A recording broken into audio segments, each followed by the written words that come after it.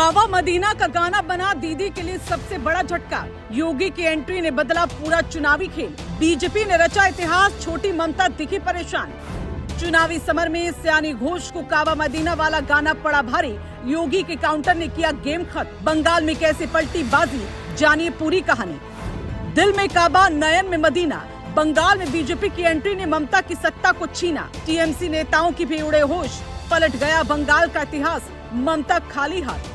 जो गरजते हैं वो बरसते नहीं, लेकिन योगी बाबा गरजते भी हैं और बरसते भी हैं, जिसकी झलक साफ देखने को मिली। क्योंकि बंगाल की राजनीति में इस बार जो हुआ उसने ये साबित कर दिया कि चुनाव अब सिर्फ भाषणों, वादों और योजनाओं से नहीं जीते जाते, बल्कि असली खेल नैरेटिव का होता है। जो जिसने नैरेटिव पर कब्जा कर लिया वही बाजी मार लेता है। इस चुनाव में भी कुछ ऐसा ही देखने को मिला, जहां एक गाना धीरे धीरे इतना बड़ा मुद्दा बन गया कि उसने पूरे चुनावी माहौल को बदल दिया। तृणमूल के नेता सयानी घोष का दिल में काबा, नयन में मदीना वाला गाना शुरुआत में एक सांस्कृतिक प्रस्तुति के तौर पर सामने आया था, लेकिन जैसे ही मंचों से बार बार गूंजने लगा, बीजेपी ने इसे तुरंत एक बड़े राजनीतिक मुद्दे में बदल दिया। यही वो पल था जहां से चुनाव की दिशा बदलनी शुरू हो गई और हवा का रुख धीरे धीरे बदलने लगा। दरअसल बीजेपी ने इस गाने को सिर्फ एक लाइन या एक बयान मानकर छोड़ नहीं दिया, बल्कि इसे एक बड़े संदेश के रूप में पेश किया। पार्टी नेताओं ने लगातार इसे उठाकर ये दिखाने की कोशिश की कि ये सिर्फ एक गीत नहीं,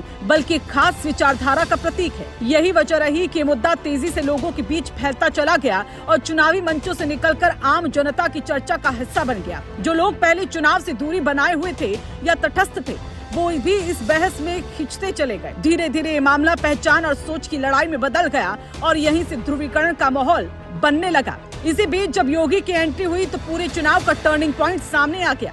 योगी ने इस मुद्दे को सिर्फ जवाब देने तक सीमित नहीं रखा, बल्कि इसे एक नए नैरेटिव में बदल दिया। उन्होंने मंच से साफ कहा कि जहां कुछ लोग काबा और मदीना की बात करते हैं, वहीं उनके दिल में महाकाली और नयनों में चैतन्य महाप्रभु हैं। ये बयान सीधे तौर पर जनता के दिल तक पहुंचा और एक मजबूत राजनीतिक संदेश बन गया। योगी की ये लाइन इतनी तेजी से वायरल हुई कि देखते ही देखते चुनाव का फोकस पूरी तरह बदल गया। अब चर्चा विकास या योजनाओं की नहीं, बल्कि पहचान और विचारधारा की होने लगी। इसके बाद बीजेपी ने इस मौके को पूरी तरह भुनाया और चुनाव को अपने पक्ष में मोड़ दिया। सयानी घोष का गाना, जो टीएमसी के लिए समर्थन जुटाने का जरिया बनना था, वही बीजेपी के लिए सबसे बड़ा हथियार बन गया। पार्टी ने इसे लगातार अपने प्रचार में इस्तेमाल किया और इसे जनता के बीच एक बड़े मुद्दे के तौर पर पेश किया।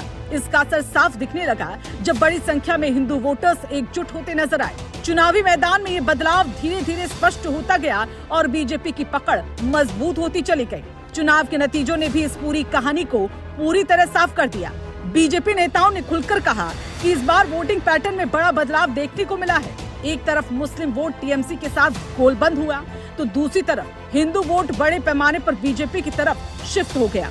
यही संतुलन इस चुनाव का सबसे बड़ा फैक्टर बन गया।